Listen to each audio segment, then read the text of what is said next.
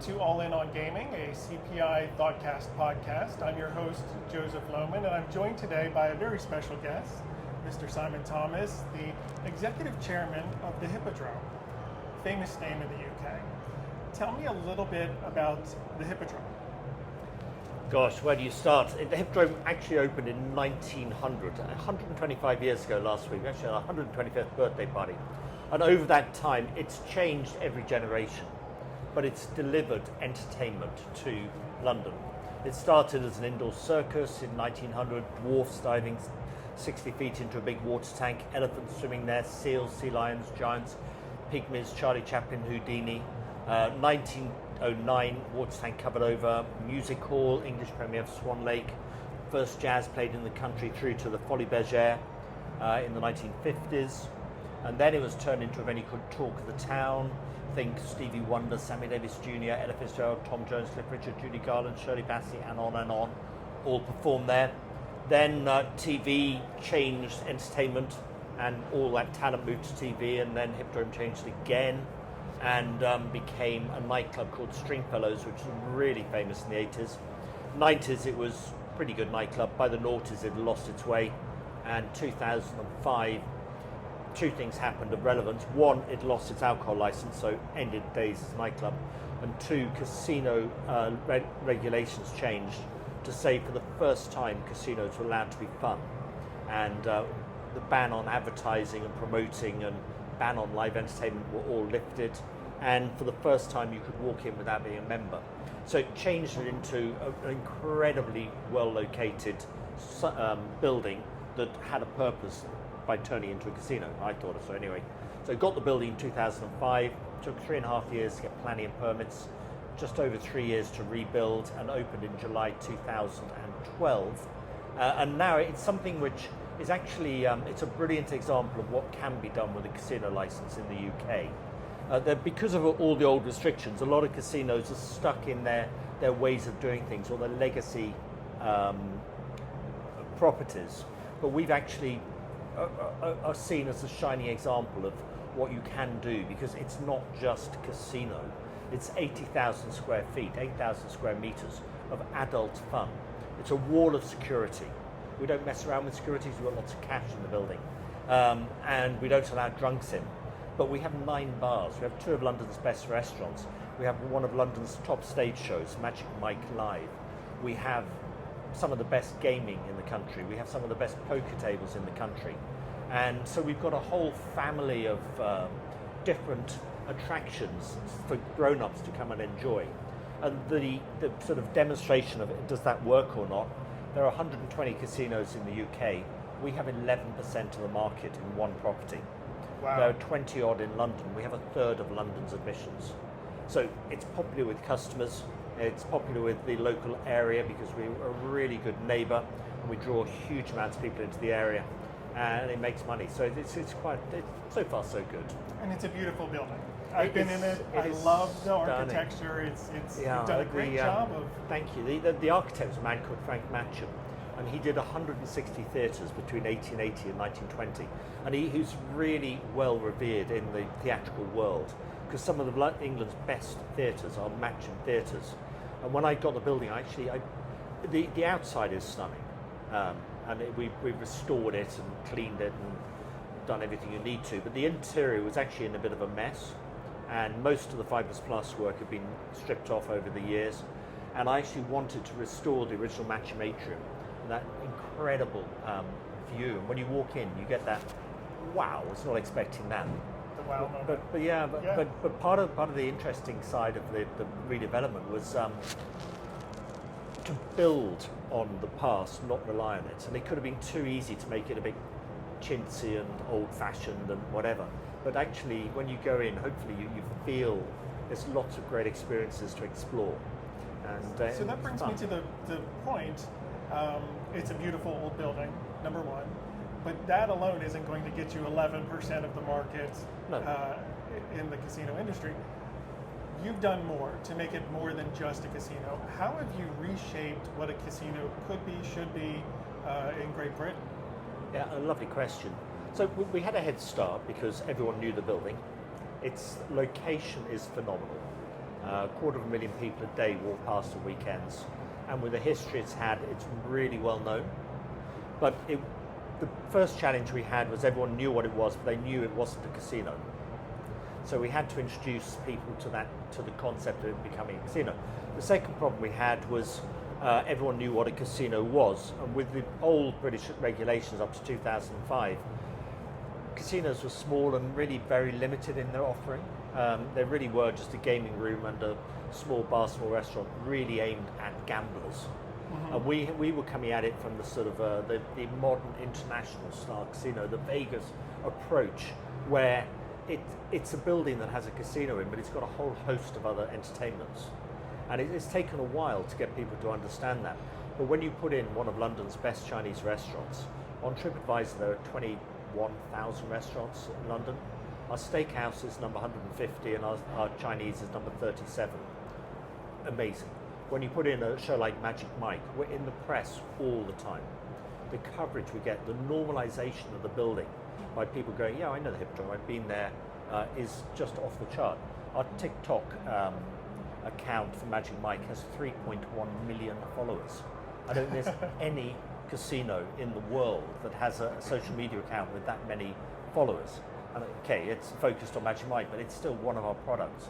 Our poker rooms are phenomenal. We just had the largest women's only poker tournament outside Vegas. And our gaming is just brilliant. There was a hope, I think, from our opposition when we opened that it'll be fun gaming and you won't get the real gamblers in. And they completely missed the point. The whole of what we do is about fun, it's about entertainment, it's about people playing. And people don't want to be sat in a sterile gaming room, watching the paint dry on the walls, in an environment where there's no energy. They actually want to be in the places that feel successful, vibrant, exciting. And that's what we've delivered. Yeah, it's always a risk to take a big jump like that. Obviously, it's paid off. Congratulations. Where do you see things headed in the next 10 to 15 years? Well, for us, we never stop. In the last, 2 years ago, we opened the Chinese restaurant. This year, or last year now, 2024, we opened our secret bar. And if you haven't been there, it is amazing. I will have to check it out. I can't tell you about it because it wouldn't be secret. But it's really cool. It's kind of speakeasy style. There's a hidden door and you have to touch it in certain places for it to unlock. And you go down and you're in this little womb, an oasis of a different energy, different vibe. What I've created is lots of different attractions. And there's so many different experiences to have. And I keep adding to it. And then obviously we've got a planning permission to extend over the roof, to put our rooftop bar is very successful, but to put another 200 cover bar restaurant across the whole roof of the building. It's quite an engineering feat, but we'll find a way of doing it. So the physical side, we're changing all the time. But we are looking in the UK forward to a regulatory change, which is well overdue. In the UK, there are 250,000 gaming machines, of which only 2,700 are in casinos, which is nuts. It's the wrong way round. Some countries like France, the only place you can have slot machines is in casinos. Mm-hmm. In the UK, it's almost the other way around. The only place you can't have any meaningful numbers is in casinos. Currently, we're limited to 20 machines, and we're a casino in the whole building. In the whole building. And I've got at peak times 1,500 people in the building. From 3 o'clock every afternoon till 3 a.m. I have people queuing for my machines. And that's not good because they're unhappy. I get negative social media. Why do you only put 20 machines in? You're supposed to be a casino. Well, it's the law. So I'm not satisfying what my customers want. I'm not optimizing the earning potential of the building. And that holds back investment. And the other regulatory change, so the regulatory change on that will allow us to jump to 80 machines. And it's done in a clever way because it's 80 machines provided you have 16 gaming tables. So you can't have a tiny little sort of electronic only casino. You've got to have a proportionate number of gaming tables. You've got to have a proportionate amount of non-gaming space. So it'll maintain the character of casinos. We're already way over 16 tables, way over the minimum non-gaming space. But for other casinos, they will be able to step up to it. And the other change is to be able to finally have a sports book. So the immediate plan is to take our Lola's area, which is a conference, sporty sort of area, and turn it into a really sexy sports bar, maintaining some of the amphitheatre part of the conference ability, but slightly smaller. But what it'll do to us, it'll mean we can deliver what our customers want much better. What it'll do to the rest of the market is it'll give them the tools and the financial confidence to expand and to improve their casinos. And I think it'll be fantastically beneficial for the reputation of casinos all over the country, because they'll be able to deliver what the country wants, which are sort of big anchor tenants for the late night economy, safe spaces where grown-ups can go and play. Okay, what kind of investments do you anticipate the industry will make once they get this deregulation? That's actually a very easy question, because we have asked the industry the question.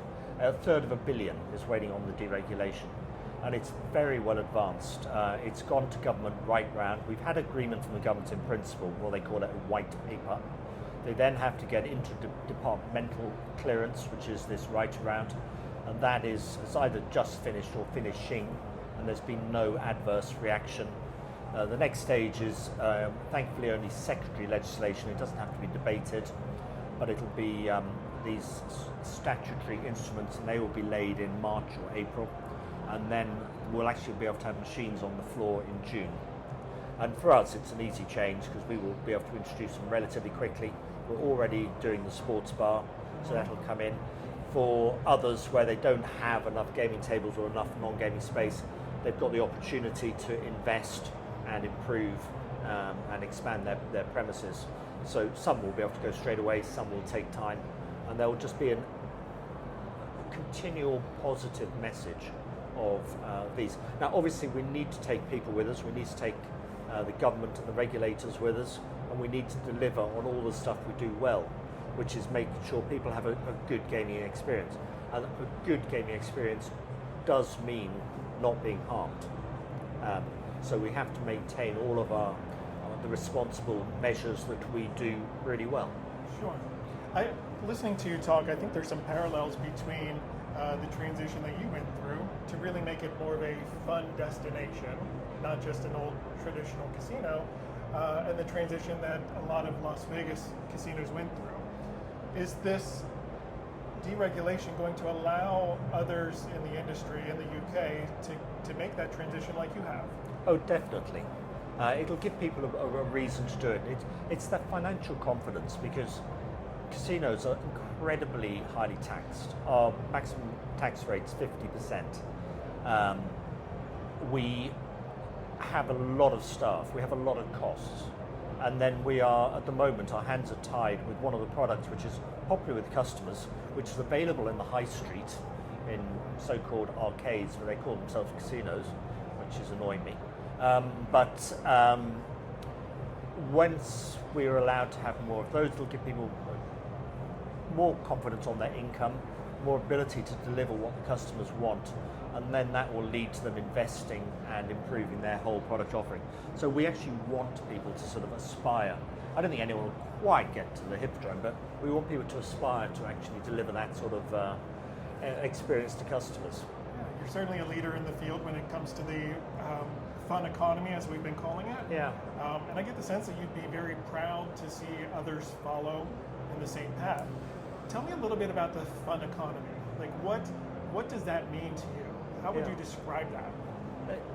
The fun economy is a term that was coined first by Professor Bo Bernhard from UNLV, who is an amazing visionary in this whole space. And he calculated that the fun economy, sport, entertainment, tourism, is now 14% of world GDP, and growing, because it's something like 60% of the world is middle class at the moment, and the forecasts are by the end of this decade alone it'll have grown to 66%, particularly in India and China, as more people are getting out of poverty.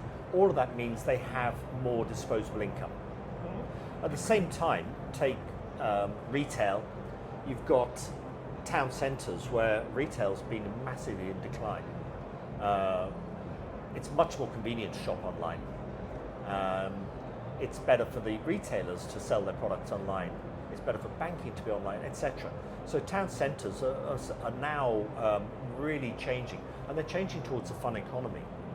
And you think where once was a department store, there now might be escape rooms or dart clubs or any of those competitive socialising entertainments. And these are adding to the original sort of fun economy in the town centres, the bars, the restaurants, the bingo halls, the casinos, the nightclubs. And so I think town centres are going to become more play zone fun areas for people.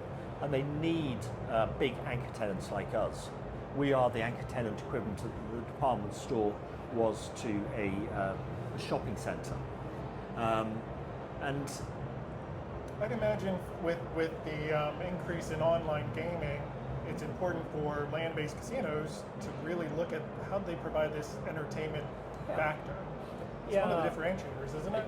Online and offline are quite different products. It's the same concept, but online is transactional. You press a button, you've got a little screen, you win, lose. You don't get entertained. I mean, it may be fun, but you don't get the entertainment options. You don't get the... Offline is a whole entertainment experience.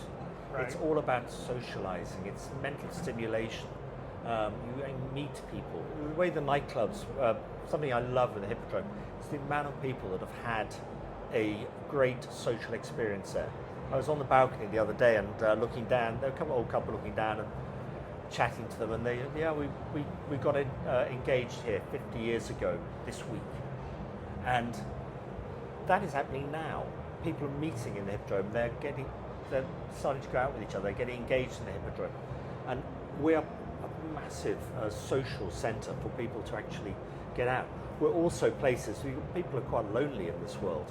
And we're places people can go and have a relatively cheap day and meet people, be in a warm environment and get decent quality food and drink at not stupid prices. So I think there's a huge value in these sort of environments.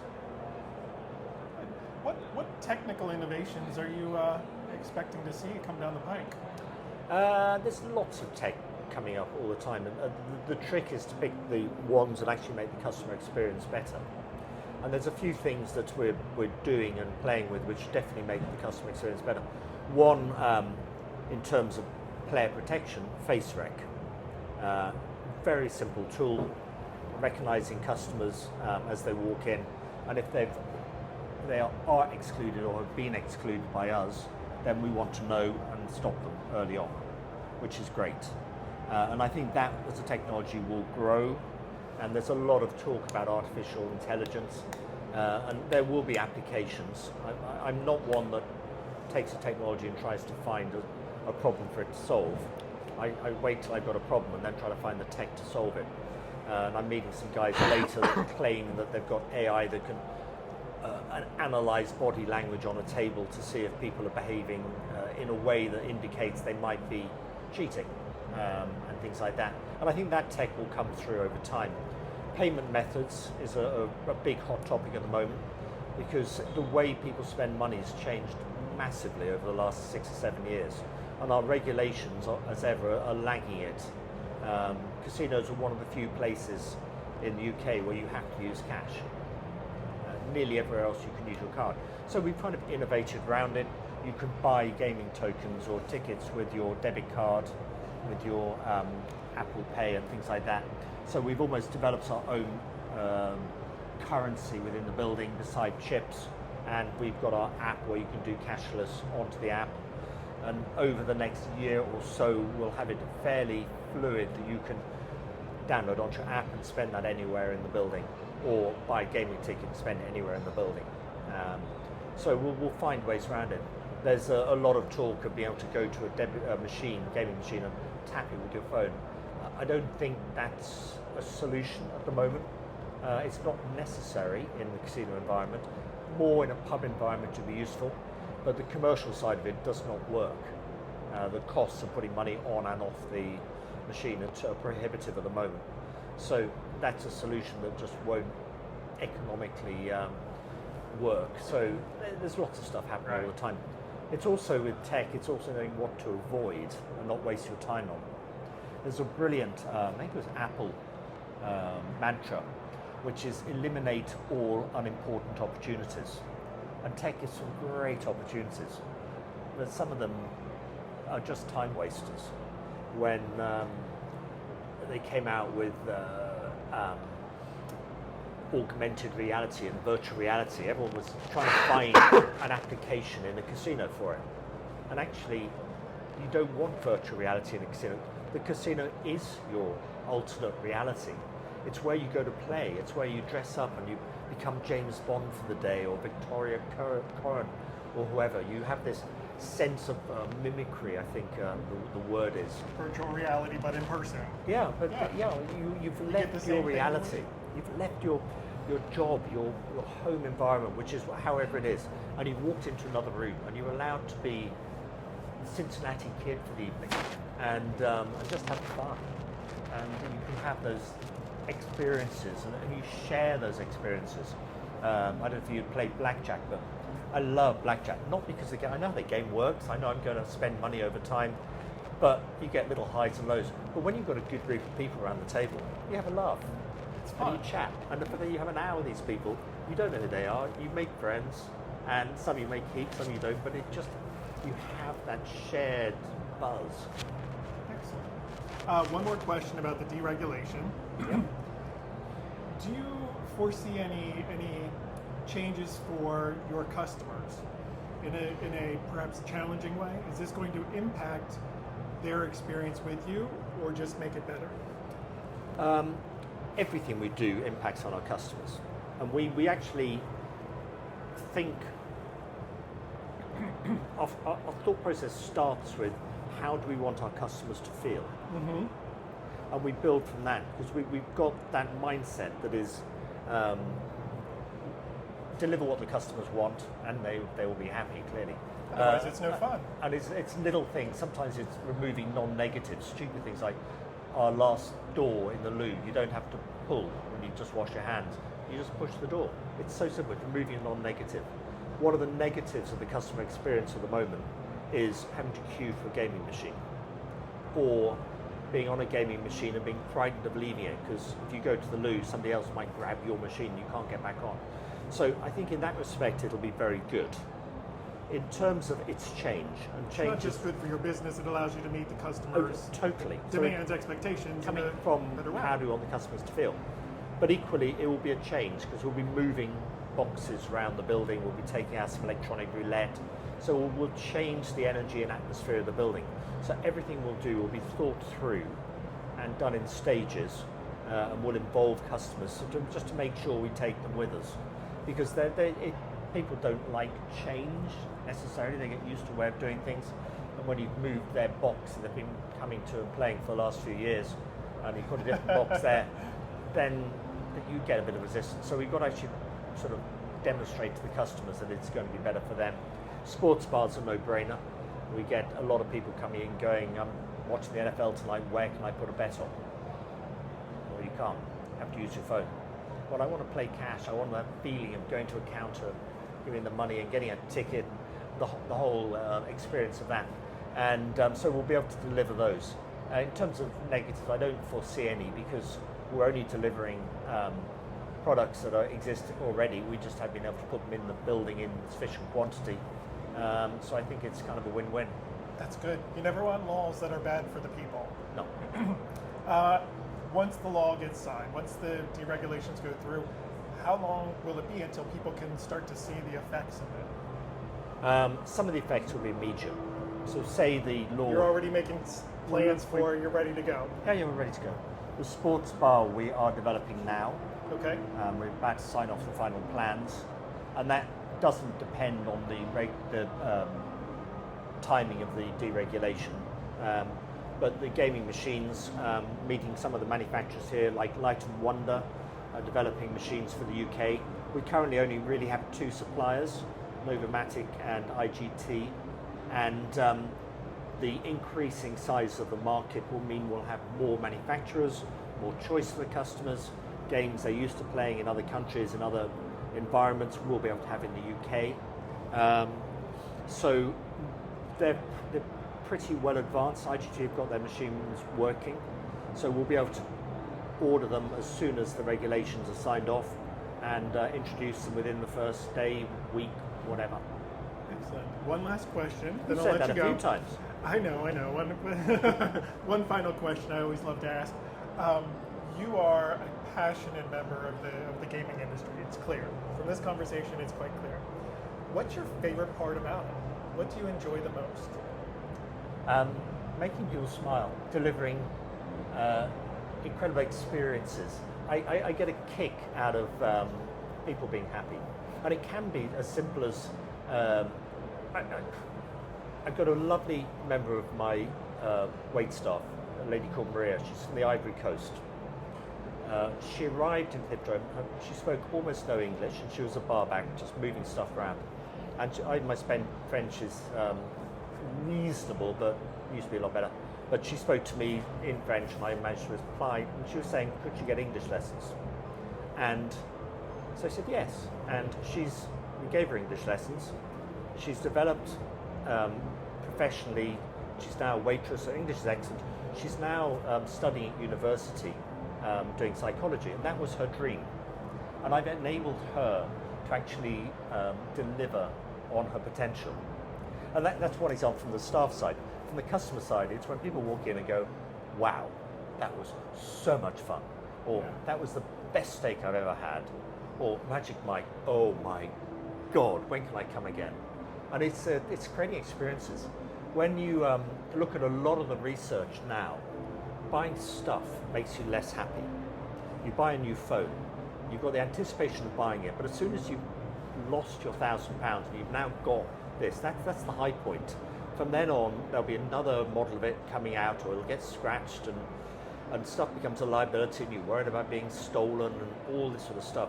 Whereas when you buy an experience, you've got it forever. And it actually does make you happier. And I love it when people come and they have experiences like they've always done in the Hippodrome. And it is just a joy to be able to sort of help people, help society, help people have fun. And I'm blessed to have an amazing building and a fantastic team of people. And I'll keep doing what I do, and my team, and they're brilliant, and it's great to work with them. And there's some fabulous people in the gambling industry as well. And it's fun to work with them and try to sort of help everybody to deliver the potential. So I can tell you're a real people person, and you're really bringing a people-first attitude to what you do. So thank you very much for joining us today. Absolute pleasure. If you would like to learn more about the Hippodrome or follow Simon, we will link in our show notes. And I would encourage you, if you like this podcast, please follow us. You can find us on Apple Podcasts and Spotify.